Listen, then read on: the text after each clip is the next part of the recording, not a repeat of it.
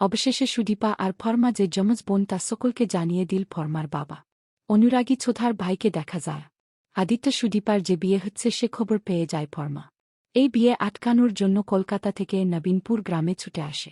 তবে ছুটে এলেও এ বিয়ে আটকাতে পারে না, কারণ তৎক্ষণে সিঁদুর দান হয়ে যায়। অন্যদিকে ফরমার বাবা ফরমা এভাবে আদিত্যের কাছে ছুটে গেছে সেই খবর পেয়ে ওই নবীনপুর গ্রামে চলে আসে ফরমাকে সামলানোর জন্য, নয়তো সবাই সবটা জেনে যাবে। আর ফরমা খুব ভেঁচে পড়বে, কারণ সে তো আদিত্যকে ভালোবেসেই ওই অব্রদের বাড়িতে বউ হয়ে গেছে। অব্রর সাথে বিয়ে হয়েছে ঠিকই, কিন্তু মনে মনে সে আদিত্যকেই ভালোবাসে।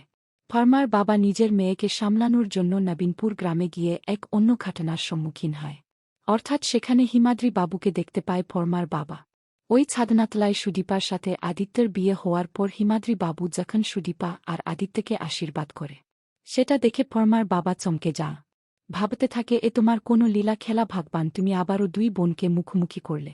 আর ঠিক এইভাবে মুখোমুখি করলে ফরমা প্রচণ্ড ক্ষেপে যায় এবং ক্ষেপে গিয়ে সুদীপাকে আজেবাজে কথা বলতে থাকে। ফরমার বাবা বুঝতে পারে তাকে এবার সত্যিটা জানাতেই হবে। তাই ফরমার বাবা এগিয়ে আসে। হিমাদ্রি বাবুর দিকে তাকিয়ে ফরমার বাবা বলে, হিমাদ্রি বাবু, এবার সময় এসেছে, আমাদেরকে সত্যিটা জানাতে হবে। কোন সত্যির কথা বলছে ফরমার বাবা? আর সেই সত্যি হিমাদ্রি বাবু জানে। সুদীপা এগিয়ে এসে বলে, বাবা, কোন সত্যি? কোন সত্যির কথা বলছো তোমরা? ঠিক তখনই হিমাদ্রি বাবু এবং ফরমার বাবা দুজনেই সবাইকে জানায় যে ফরমা এবং সুদীপা দুজনেই যমজ বোন। আর তারা এই দুই বোনকেই অনাথ আশ্রম থেকে এডপ্ট করেছিল। তো বন্ধুরা, তোমরা এটা চাও তো যে এভাবেই যেন ফরমার বাবা এবং হিমাদ্রি বাবু দুজনেই মুখ খোলে সব সত্যি সকলকে জানিয়ে দেয় এবং ফরমা সুদীপা যেন নিজেদের আসল পরিচয় জানতে পারে? কমেন্ট করে জানাতে ভুলো না।